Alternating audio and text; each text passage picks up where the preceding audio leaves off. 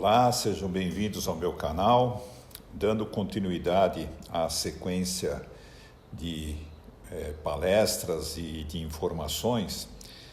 Hoje eu trago aqui para conhecimento dos senhores empresários e representantes do RH, quais são os tipos de contrato que pode existir dentro de uma organização.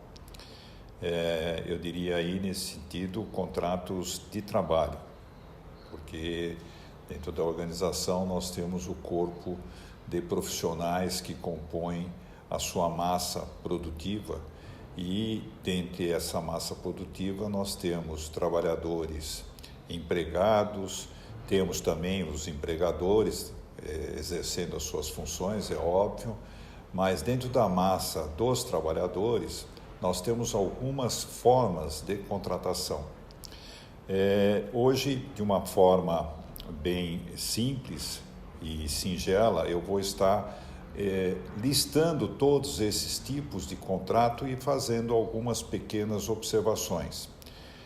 Um ou outro tipo de contrato merece uma atenção e uma conversa aí um pouco mais detalhada, tendo em vista a sua diferenciação, principalmente porque nos nossos dias atuais é um tipo de contrato recém-implantado.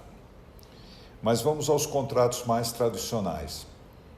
O contrato mais tradicional é o contrato por prazo indeterminado. É aquele em que o empregado é contratado para a prestação de serviço dentro de regras pré-estabelecidas e todas elas regidas pela CLT e complementadas pelas convenções coletivas.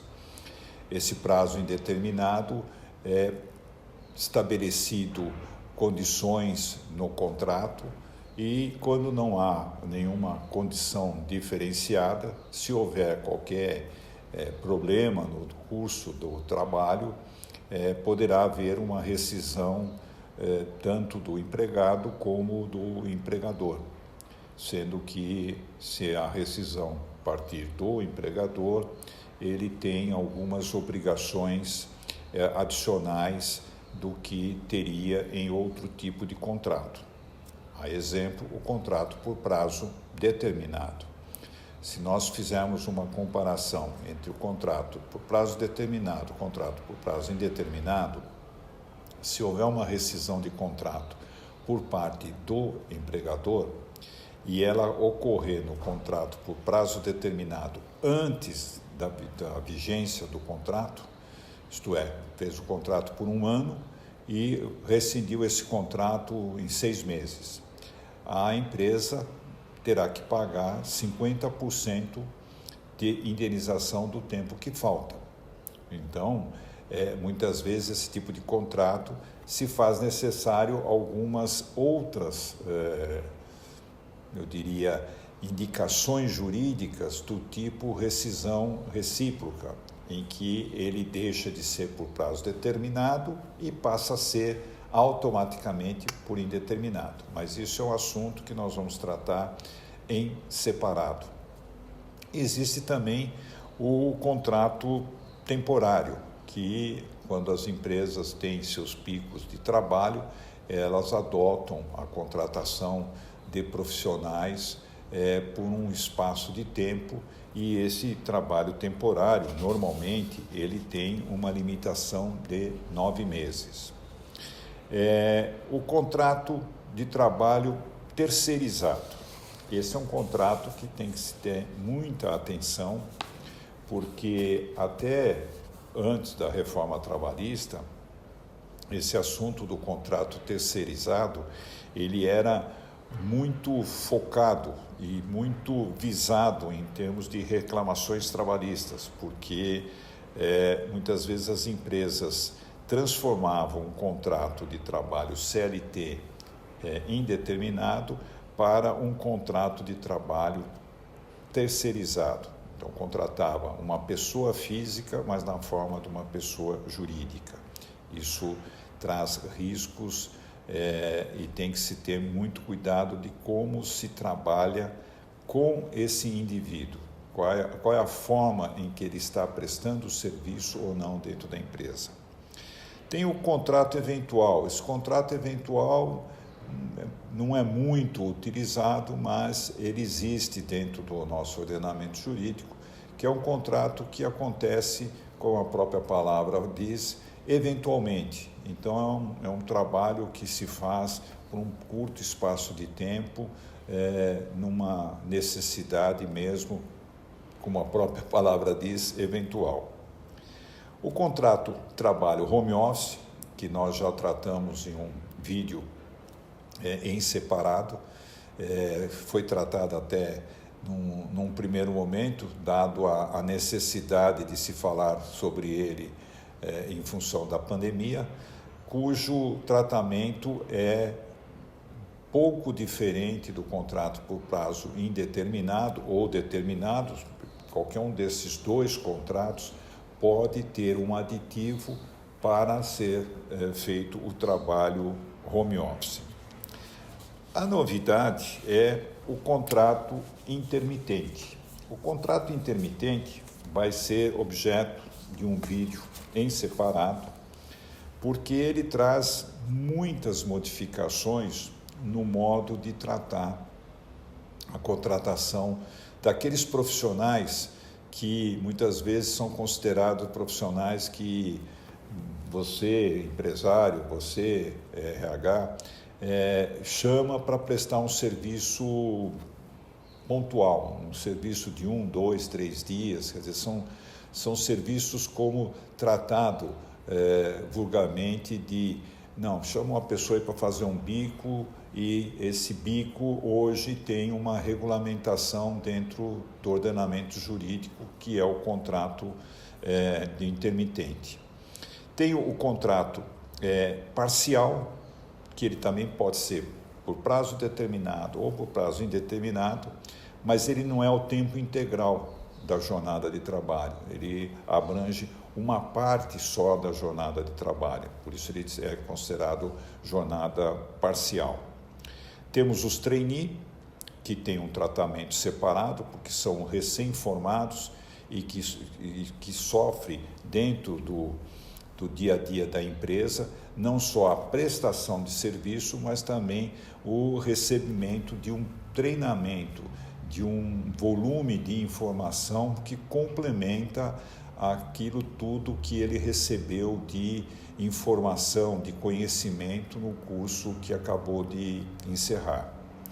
Tem o trabalho autônomo, esse é outro item que também vamos tratar em separado, porque ele tem que ter todo um cuidado especial, tendo em vista as suas considerações perante a legislação trabalhista, de vínculo ou não vínculo junto à empresa.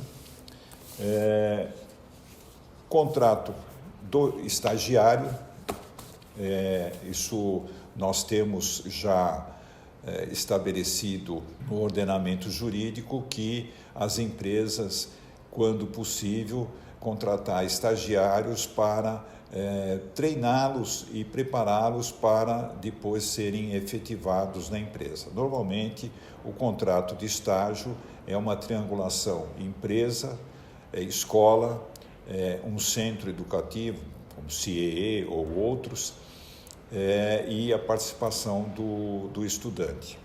E, por último, o contrato de aprendiz, que é uma determinação legal que, para as empresas de médio e grande porte, ela é obrigada a ter de 5% a 15% do seu quadro de trabalhadores básicos, né, de trabalhadores não universitários, composto pelo quadro de aprendiz. Então, isso é o último tipo de contrato que nós temos na nossa linha de contratação. Então, quando da composição do quadro de trabalhadores, o profissional de RH, o empresário, ele deve se ater a todos esses meios de contratação para ver aquele que mais fica adequado à atividade que a empresa tem, aos custos que a empresa tem e no desenvolvimento da própria empresa. Porque imagine uma empresa que não se preocupa em ter, digamos, estagiários.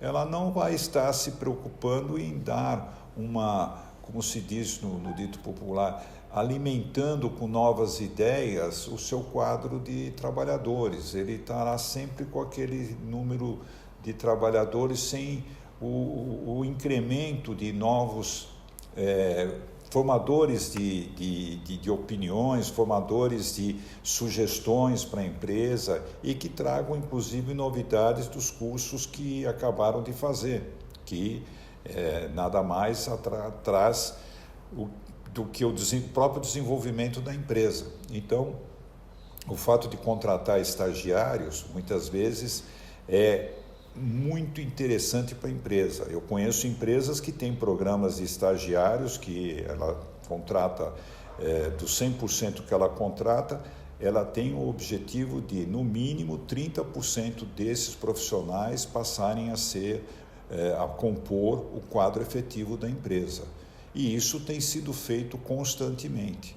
Da mesma forma, aqueles formados, os trainees, também a contratação desses trainees. Então, são meios que a empresa e que o RH, dentro do seu planejamento, dentro da sua atividade, deve analisar e decidir qual que é o melhor para aquela empresa.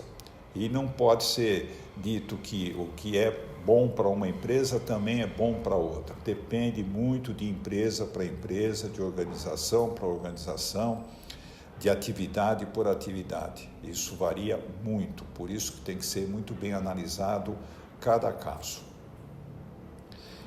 Era isso que eu tinha para falar a respeito de contratos dentro das empresas.